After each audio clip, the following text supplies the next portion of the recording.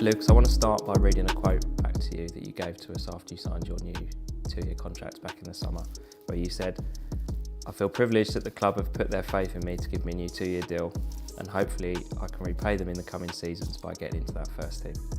You've obviously gone and done that, so how does that feel? Yeah, no, it's amazing. So I set that target, sort of hoping it would be achieved within my contract, which was initially 2 years with an extension. And to see that I've done it within the first 6 months, or leading up to the first season, is it's definitely something I can be proud of, and hopefully I can push on and keep my spot. You've been in and around the first team and in the starting 11 for a little while now. When did you sense that you might be edging closer, or was it all quite sudden? Well, it all came about really quickly, to be honest, because obviously I got recalled from Torquay at the end of November, and that was when Ben Garner was still the manager, and I was sort of expecting to sort of be a rotation player and not really get many chances. But ever since Dean Holden's come in, he's put his faith in me, and I think I might have started every game, to be honest. So that's something to be really proud of, and I'm very thankful towards the coaching staff for that. Yeah.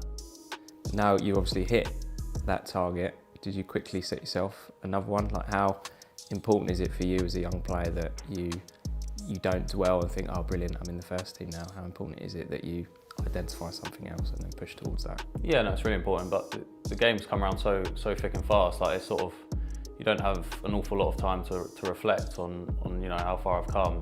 So I'm just taking it game by game. And as for a new target, I just want to keep my spot and keep playing and keep getting experience, keep improving. When do you think that time for reflection will come, or will it come? I think probably at the end of the season. I'll sit down and have a look back at what I've achieved, and sort of how far I've come in this season, how far I've developed, and then we can go from there. So at the moment you're playing alongside Ryan Innes, who physically is probably one of the best out there in terms of going and winning the ball and being aggressive, and also Michael Hector, who's been there and done it and played in more footballing sides, I suppose. There's someone for you who, if you don't mind me saying, is probably a bit in between the two of those. How helpful is that for you to learn from people who are older than you and who have real strengths in both sides of the game defensively? No, it's really helpful. Like you said, they've both got their sort of outstanding qualities. Ryan's very aggressive, which we know, and that's definitely something I need to work on.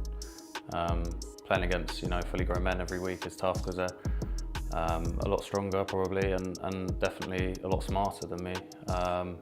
So to work alongside Ryan Innes is good for me to see how he deals with those sort of players. And then, like you said, Michael Hector is more like of a ball playing centre half. He's very composed on the ball. He's very good with his feet, and that's another part of the game that I can always improve on. So to be working alongside those two is really helpful. When you've come in and you've stayed in, and it has gone pretty quickly, how have you found that step up from sort of 21s to senior? I've had a couple of loans, so that step up has definitely been made a lot easier by those loans.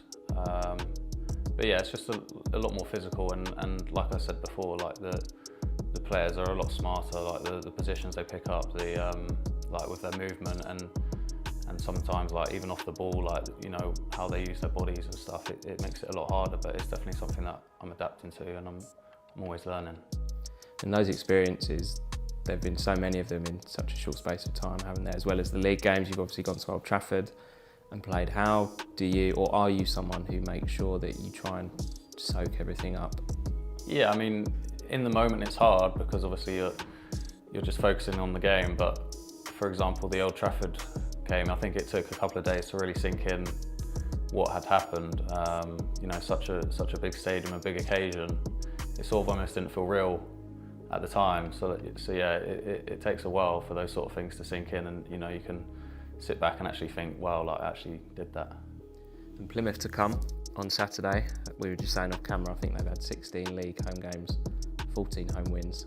It's going to be another tough one, but I guess you're looking forward to it. Yeah, it'll be another test, especially at their place. We know it's not going to be an easy game, but we've sort of got nothing to lose now, so we'll go there and hopefully put in a good performance and see what we can get from it. And just lastly, for you personally, what are you hoping to get out of these last 13 games of the season? Just more experience, to be honest, and I just want to keep improving, and a few more clean sheets and hopefully a goal or two will help, yeah.